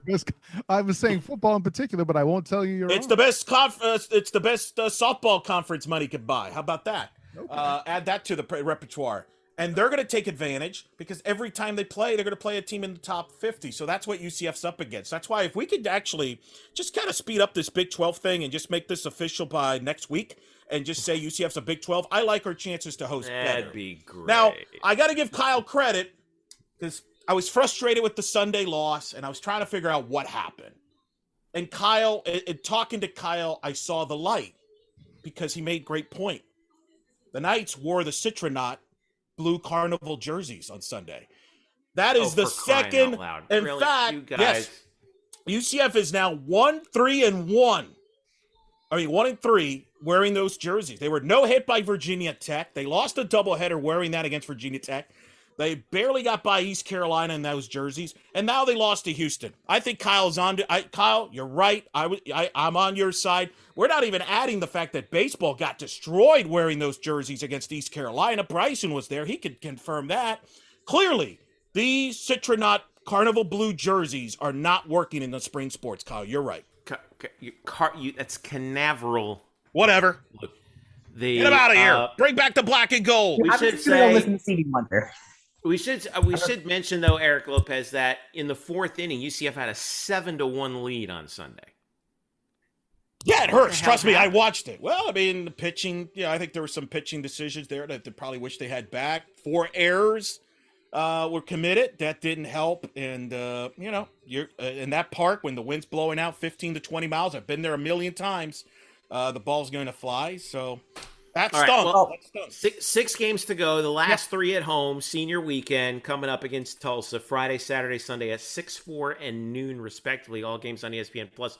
This is your last go round for the season, right? To be determined. Okay, I see. So and then like you said, at Wichita State before the conference championship, May 12th through the 14th.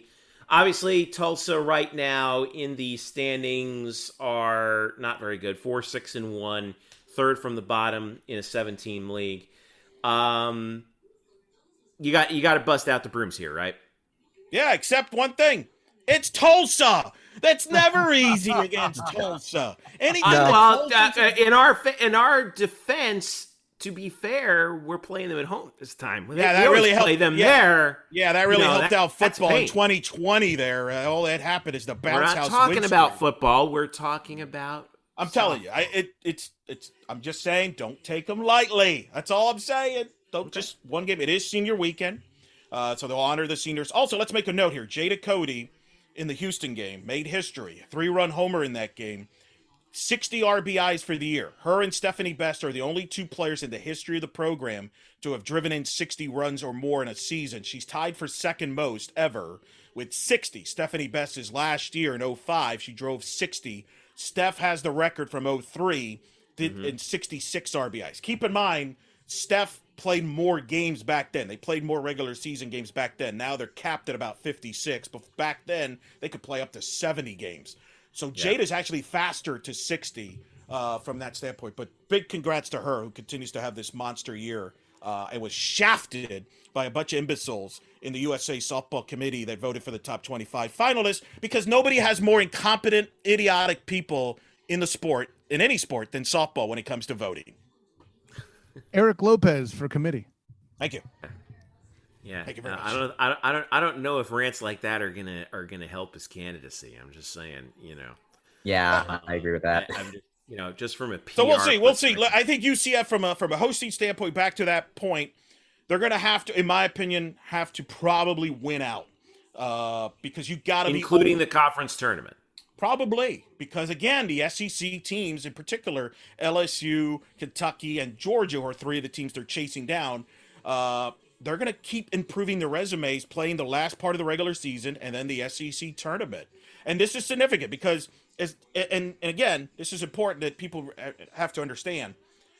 If the committee will seed 1 through 16, there's no criteria. Sounds familiar, Kyle? Okay. A little bit.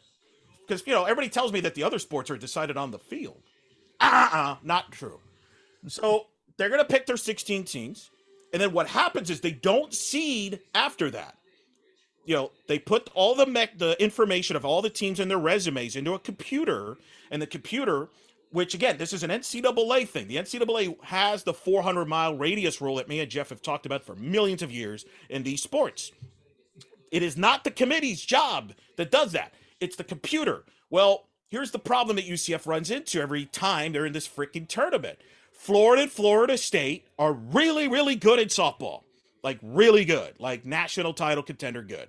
So they're going to host. So when UCF, there's 16 sites, it's going to be heavily weighted that UCF likely goes to Gainesville or Tallahassee because the computer is processing the info to say, well, we need to make sure that we have certain amount of teams busing on this tournament because that's what under the guidelines of. And so the committee looks bad because it looks like they're doing a terrible job seeding, but in reality it's the computer. Hey, this is where they fit. And that's probably what's going to happen to UCF if they don't host, is probably more than likely, unless the computer gives us a miracle, will probably be busing in Gainesville. And Bryson and I have already making plans for that. So aren't we, Bryson? We're excited for that trip, aren't we? No, yeah, I am. I'm very excited. I'm very excited to hopefully do that. We'll see what the plans are, but hey, if I'm free, then I'd love to do that. Bryson, you are so wet behind the ears. He's got family members there. I mean, he can make it. Yes. Yeah, no, I will say this. I once went. How excited will you be back when in high school? go... I once went to Gainesville for a FHSA playoff game where my high school was playing against Buchholz High School, and that was a fun time, even though we lost. So I am not above going to Gainesville. This is an entirely different experience.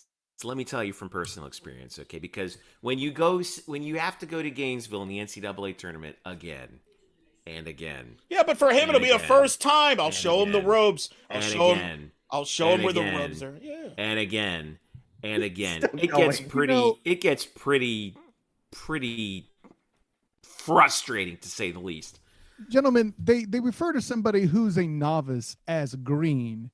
Yet there's a precious stone out there that's green known as jade. And Jeff Sharon here is very jaded. Will you stop it? Oh, my God. Jeff should be happy. Jeff should be happy. Jeff should be happy. There's a softball player named Jade Cody. Oh, wow. Bryson taking a page out of Kyle's material playbook here. That's pretty impressive here. Well done, Nightwing. No problem, Batman. So we'll see what happens. Let's take care of Tulsa and all that. He's not even married, and he's making dad jokes. It tells you he spent a lot of time with Kyle covering basketball. Well, let's reel this thing back in for UCF softball here. Friday, Saturday, Sunday. ESPN Plus, Eric Lopez. By the way, UCF has a chance with their next win to be the second team in the country to win 40 games in this season. Oklahoma's the other. Just saying. What? How many times has UCF softball won 40 games? A lot. About 8, 9 times. 50 is the magic number. 50 right? is the record. 2015, 49 in 2008. Those are the two benchmarks. But this team's having a hell of a year. Honestly, I didn't expect us to even have this conversation at the beginning of the year. I did not think they'd be in a position to be even talking about hosting. They have been a surprise team, and credit to the staff and the players for that. I think they've exceeded, to me, expectations. They were a third pick in the conference. We didn't know how good the pitching would be. Kamal Woodall, one of the seniors who was a transfer from ECU, has been a marvel, has been a co-ace. Janisha Rowe as a leadoff hitter. I mean, Jada's just blossomed into this monster year. I mean, it's been a fun year. And look, they have a lot of metrics in their favor. No team that's not in the Power 5 that's won 10 or more games against the top 50, which UCF currently has 12. They've always hosted. UCF actually could go down if UCF does not host. They could have the claim they are the greatest non-Power 5 team ever never to host. That's how good the resume is. Interesting. But we're not. Oh, that went away, committee. Take that for data. We're not even. We're not even done with it yet.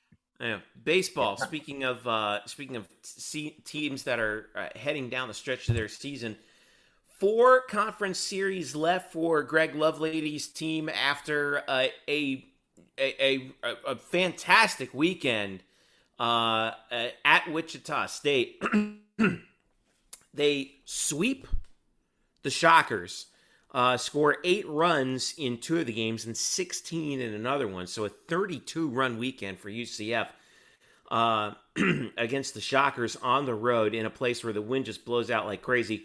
And now comes the big weekend for UCF at home against Tulane. Now, how big is this right now for UCF baseball? Well, the sweep of Wichita State launched UCF into a 3-way tie for first place with Tulane and ECU. Now, UCF got swept by ECU earlier this season, but they faced Tulane at home now.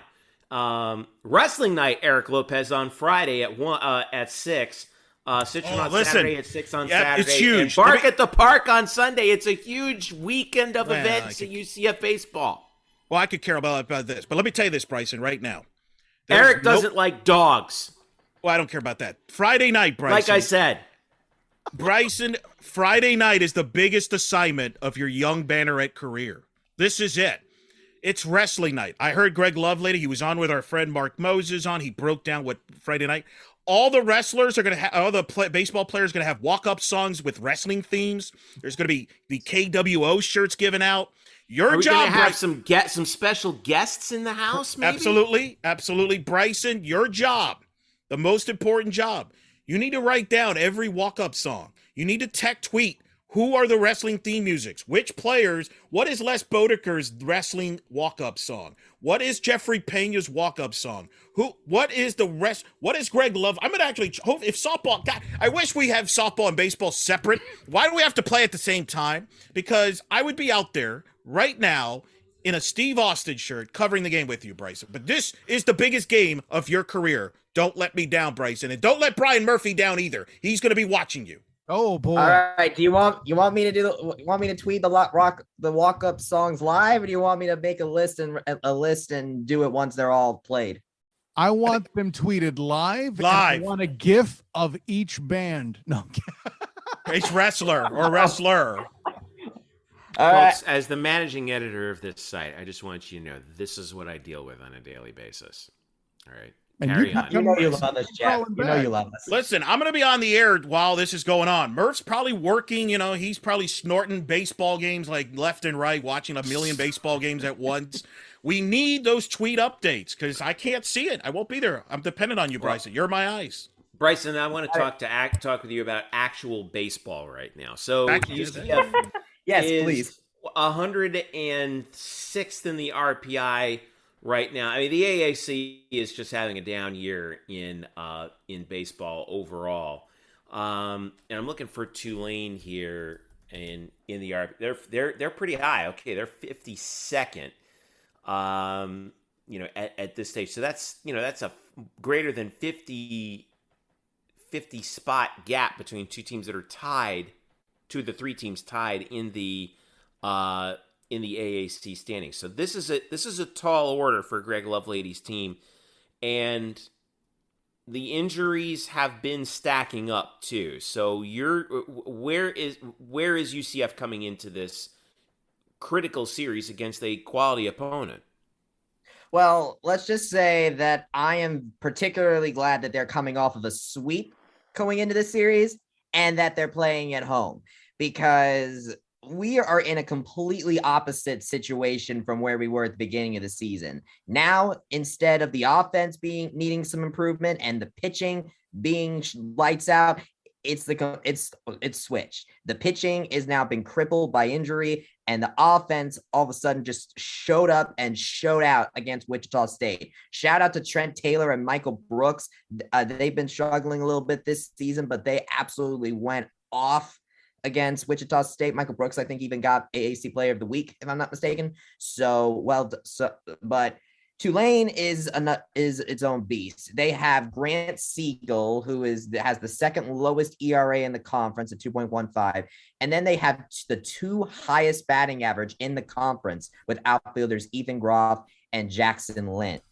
So, as far as the team goes, it's actually quite similar. UCF has a full 1-run difference in ERA between Tulane, but that's with people like Connor Stain and Hunter Patterson. And then Tulane is just below UCF in terms of batting average. So on paper, these feel like two very similar teams, but the problem there is that we don't really know what the statuses are of Connor Stain. Hunter Patterson, we're not really sure with him, but Connor Stain wasn't out at Wichita, so I wouldn't be shocked if maybe the reason behind that was to rest him up for this series, because as far as conference goes, this series is going to be crucial, and you want to have Connor Stain for that. Props, though, to the bullpen, who did such an amazing job against Wichita. The way that it was just an offensive showdown there. But now you really need the pitching to show out for this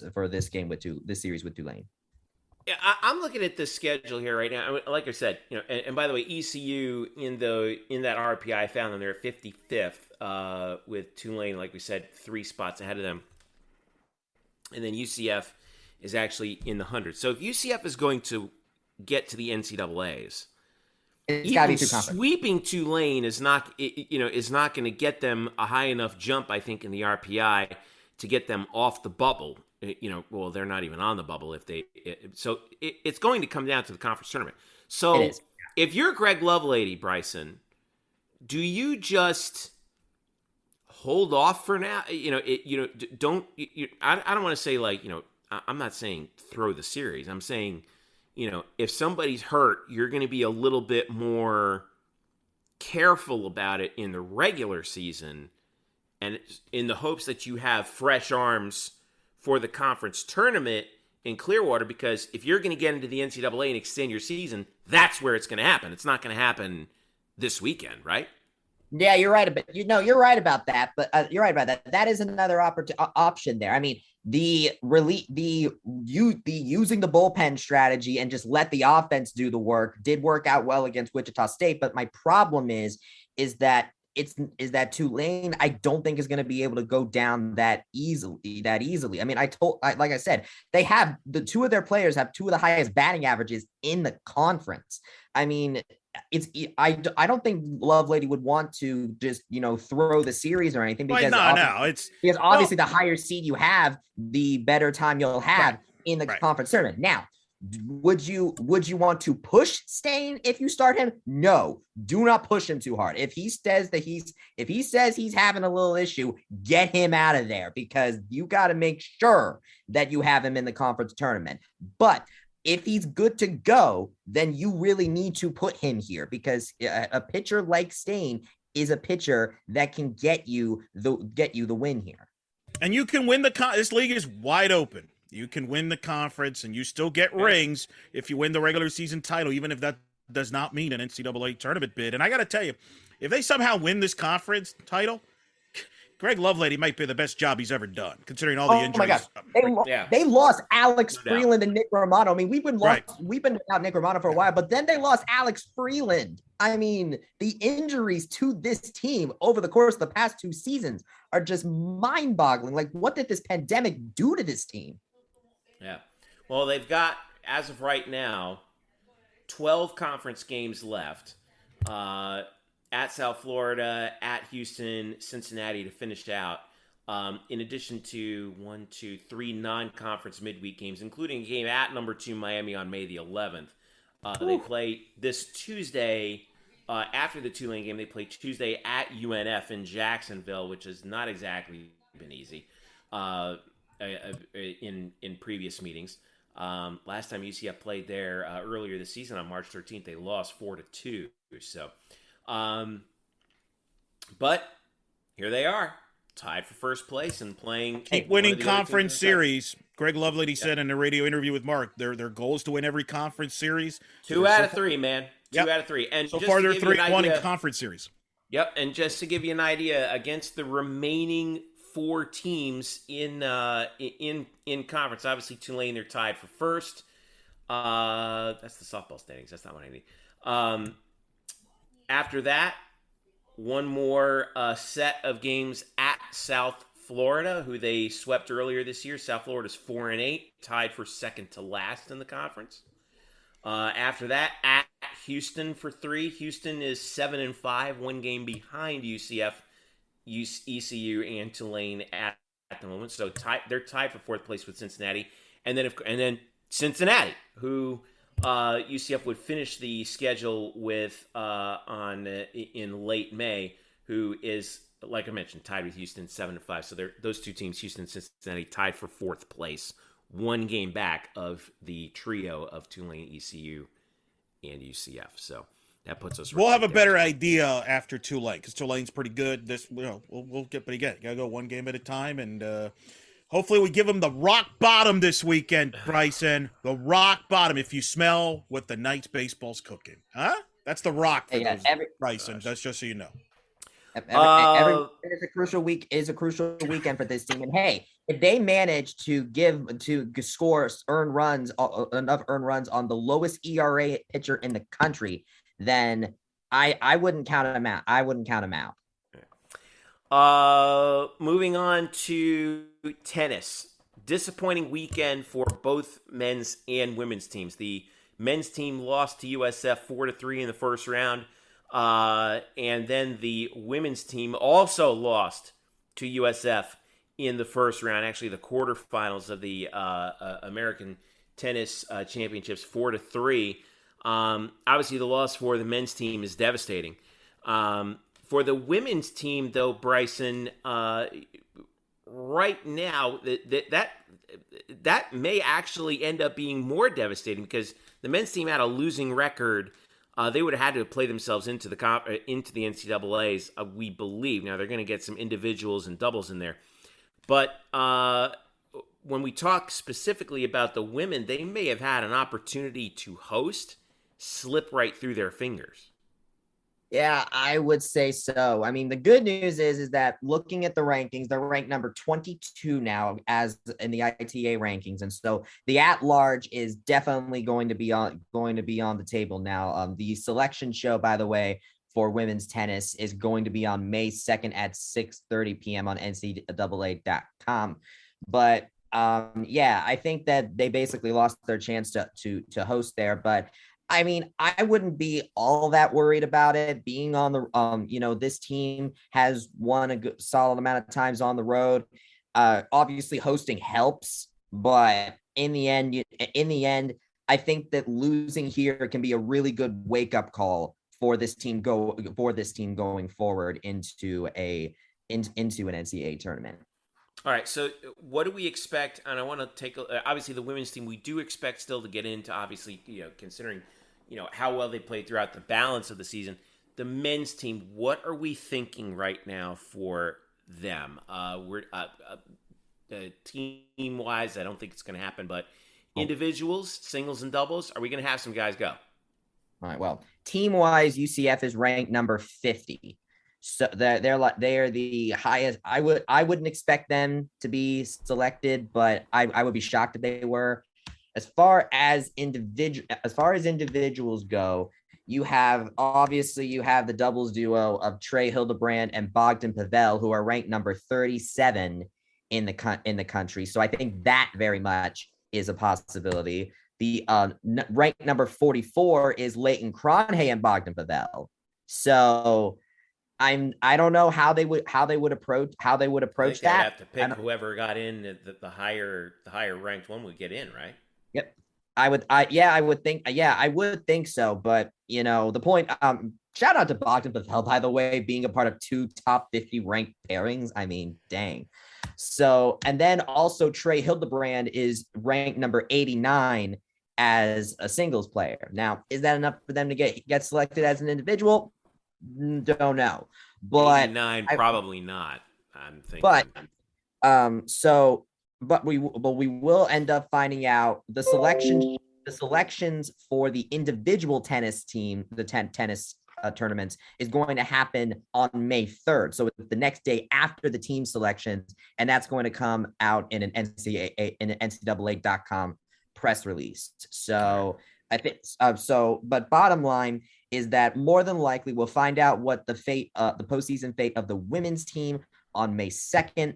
And then on May 3rd, we'll figure out what exactly is going to happen with the men's tennis. Is their season over? Are a couple of them going to postseason as individuals? We will have to see. But I mean, it is certainly devastating to end up losing to USF. I mean, especially with men's tennis, because that's the second straight time that they've done that.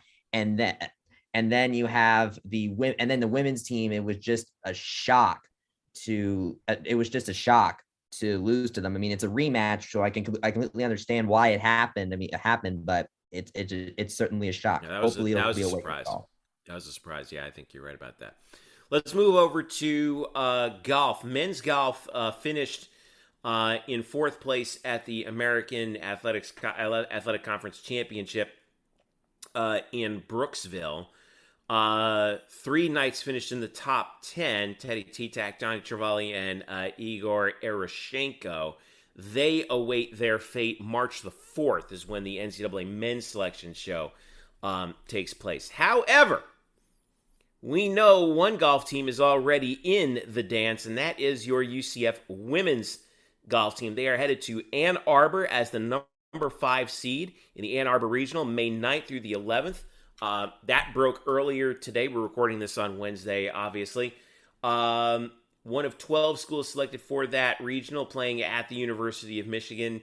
And this is good. Now, San Jose State is the 1 seed. Here's who else is going to be in that regional, the 12 teams. San Jose State, Mountain West champs. Virginia, Michigan, Big Ten champs. Arkansas, Virginia Tech, North Carolina, Washington, Ohio State, Pepperdine, Big East champion Xavier, and Horizon League champion Oakland. So very competitive field with some quality teams in there. Bryson, this was another big moment once again for Emily Marin, who just continues to coach her team to postseason action. Oh yeah, definitely. It's very interesting and make sure you watched the post selection interviews on the Black and Gold Banneret YouTube channel. Make sure to like, subscribe, and click the notification bell for up-to-date interview videos when they are posted. But one thing that Emily Marin talked about is mindset. She talked about how mindset was very key for this, because in the American Championship, they kind of stumbled a little bit. There. And it's important that they recover from that going into this regional. One change that Marin actually said that she was going to do is she is going to substitute out Camille Banzette, who is an all-conference team selection, by the way. Marin said that Banzette said herself she was kind of not on her game. And so they're going to substitute her out with Anna Laura Collado, who has only been in 4 events this year, but she is a graduate transfer. She has the experience, and I think that it'd be a motivational factor will certainly be there, because two members of this team, Alyssa Lamoureux and Laura Collado, are going to be leaving after this season. And looking at this regional, I think that it's definitely going to be a very good chance for UCF to possibly do something. They've faced off against Arkansas this year, and they've beat them once. They haven't beat Michigan and they've been in the same tournaments a few times. But I will say this: the way the regionals work is that the top 4 teams advance on to the national championship in Scottsdale, Arizona, and 2 individuals from each region without a team. So even if the team as a whole doesn't make it, try and watch out for Tenrata Pidden, who I crunched the numbers on this. If she has to shoot a 230 or below in order to break her single season scoring average. Now, you might ask, what does 230 mean? That is the number of strokes, the maximum number of strokes she can hit in order to still beat the single season scoring average record that Pidden already has from 2019-2020. 230 on a par 72 course is 14 over par. That's how much cushion she has on that. So if the team doesn't make it, I would just keep an eye on Pidden to see if she makes it as an individual. But that said, this is a very competitive field, and UCF is number 5 seed. So I think UCF has a shot to be one of those top 4 teams that advance on to the national championship tournament in Scottsdale, Arizona. One last shout out to Emily Marin too. The rain continues. 8th in the last. Emily Marin back. Her 8th regional appearance in the last 11 seasons. The Knights have made it as a team or sent an individual to every NCAA regional. This is the 3rd straight NCAA regional as a team, excluding the COVID-shortened 2019-20 season where they wiped the NCAAs for the spring. And last year they made the NCAA championships in Louisville, tied for 8th out of 18. And in 10 years, Marin has led UCF to 6 NCAA tournament appearances, 2 conference championships, and twice been the AAC Coach of the Year. So congrats to Emily. Congrats to the players on a job well done. And hopefully their season is not done yet. It's a good golf course. If it's UM golf course. Yep. Yep. Designed by Alistair McKenzie, by the way, which he does. If you don't know who that is, he designed the Augusta National Golf Club, which plays host to the Masters. That's who created the golf course that UCF will be playing at for the regional. And also is familiar ground for Coach Emily Marin, who had her playing career at Penn State. So a little bit of a familiar territory for Emily Marin. Yeah. All right. Cool. It'll be fun. Congrats to UCF women's golf. We'll be watching them. Let's see what else we got. Anything else? You got anything else in the hopper, Bryson? Well, one quick update with men's golf. So men's golf selection show is also going to be nigh as well. May 4th, right? Yeah, I believe so. Yes, Yes, I had it up, and then I lost it. Yes, May 4th. May 4th at 4 p.m. on Golf Channel. Now, does the team have a chance of being selected? I don't think so. But looking at the golf stat rankings, Johnny Travale is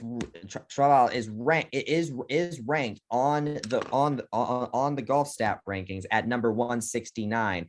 And if there is a chance that we see a UCF men's golfer in the postseason, we could see him be selected as an individual, because he's usually been the one golfer to break out from this team in recent years. So, I would say just keep an ear to the ground on that. I wouldn't, but that is certainly a possibility there. By the way, Johnny dropped a 66 in the final round in the American.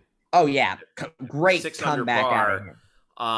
It was 73-72 in the first few rounds, but put himself in the top 10 with that 66 in the final round, which is just fantastic. So congrats to him. 3 UCF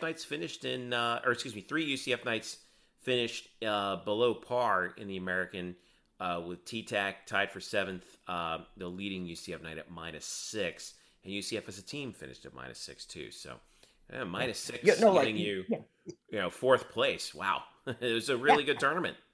Yeah. I mean, I mean, considering this team's standards, it was not a bad tournament at all. The problem is that the teams ahead of them, SMU, USF, and Houston, just had some freakishly good performances in front of them. That's really all there was. It also didn't really help. SMU finished -29. -29. Yep. They have a good golf program there. They have an individual in the women's team, in Kennedy Pedigo, but it also doesn't help that Clement Charmason was 10 over at the American. So they were really hindered by a bad performance from their 4th player.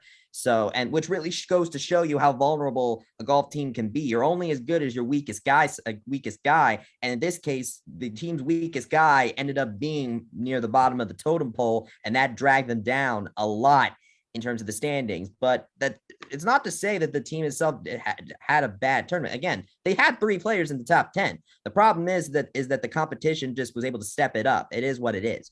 So I would say, even if this is it for men's golf this season, I think this is a good note to go out on. I really do.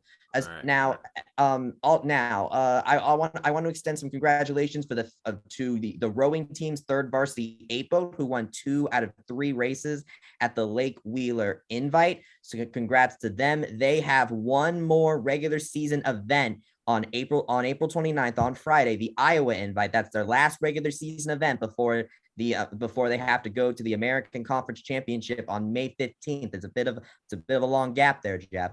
And then for track and field, they were split this weekend between Virginia and LSU. The distance runners were at Virginia, but at LSU, Renaya Jones a little update for her. She finished second place in the 100-meter hurdles, but one of the results there, first place in front of her was 12.55 from LSU's Aaliyah Armstrong. Kyle, you were talking about the SEC being the best conference money can buy. It works in track and field too. Also congratulations to Latasha Smith, who got podium finishes in the 400-meter and the 200 meters. She ended up getting the AAC's weekly track athlete of the week honors. And then Ashira Collins finished second place with a season best in the triple jump, and she got field athlete of the week. So nice work. That's pretty good. First time since 2014, since UCF joined the American in 2014, that they've swept both the track and the field athlete of the week award. So UCF positioning itself nicely in track and field. And with that, I believe they have the UNF invite. Right? Yep, they have the UNF invite on April 29th and 30th, and that is their final regular season event before the American Athletic Championship on May 13th through 15th. So it's not just Renaya Jones this time. It's Renaya Jones and more with this track and field team. And I am very excited to see where they go. The only other thing that I would say is that the UCF Athletics' Swords Awards happened recently. You can see the result. All the teams posted their team's winners on Twitter. So congrats. For example, Cindy Ball Malone of softball ended up winning Coach of the Year. You can see, man, they're starting to copy the Bannies, man. They're starting to like some of those award categories they've never had before, and I'm like, wait a second. They watch the Bannies and they listen to the Banny show, and they're taking of our categories, man. What is up with that? They had moments of the year. They had moments of the year too. The male team, they divided it between male and female teams. The male moment of the year was the win at the Gasparilla Bowl against Florida, which I know Eric would probably agree with me on this. You shouldn't classify that as a moment. You're saying that the whole game counts as a moment. We have a category for that, Jeff. We are much more particular and much more specific on this than UCF Athletics is on this. And then for the females, the moment of the year was winning the indoor track and field championship, which deservedly so. That team does deserve recognition for what they did there, because that was a really good conference championship win right there. All right. Well, bear in mind, we're going to eventually have the Bannies. I think it's probably around Memorial Day weekend. We'll see how it works out with UCF softball. Once we save our postseason awards for after all teams are done. So make sure you. Then you got to be prepared for track. You got to be prepared for track. You never know. We might have more. We might have more with Renaya Jones, right? Or softball or baseball. There's still plenty to come. All right, let's wrap this thing up here. Bryson Turner's at It's Bryson Turner. Kyle Nash is at the SOTG for the student of the game on Twitter. Eric had to dip out. He's at Eric Lopez Elo, and I'm at Jeff_Sharon. We have, our spring sports are going to continue on, gentlemen. It's been quite the blast so far. As we finish up here in the spring, we have some big baseball and softball, Kyle, and I know that you're going to be keeping an eye on that NFL draft quite keenly. Oh, absolutely. The student of the game is not just a clever nickname, sir. Listen, honor, joy, and privilege. Until next time, everyone, class dismissed. All right, and that'll do it for us here on the Black and Gold Banneret Podcast. You can follow us collectively at UCF Banneret_SBN. You can download this podcast if you don't already on Android and Apple devices. Just search for Black and Gold Banneret. We are part of SB Nation. Come fan with us whenever you want to right here. And by the way, we have that new comment system up on our site now, so make sure you check that out. We want to be Elon Musk took over Twitter. We don't know what's going to happen now. So you know what, UCF Twitter Mafia? We have a safe space for all of us to congregate at Black and Gold Banneret now with really good commenting software. So I encourage everyone within earshot who follows UCF sports, come on board, guys. Let's give this thing a spin. We're all here for you. Maybe it'll be the UCF Banneret Mafia. I don't know. One can only hope. One can only hope. We'll have to see how that turns out. But we are so thankful to everyone who listens and follows us on all of our social media channels, and of course at Black and Gold Banneret. For Kyle and Bryson and Eric and all of us here at Black and Gold Banneret, I'm Jeff saying thank you so much for listening. Enjoy the NFL draft. We'll catch you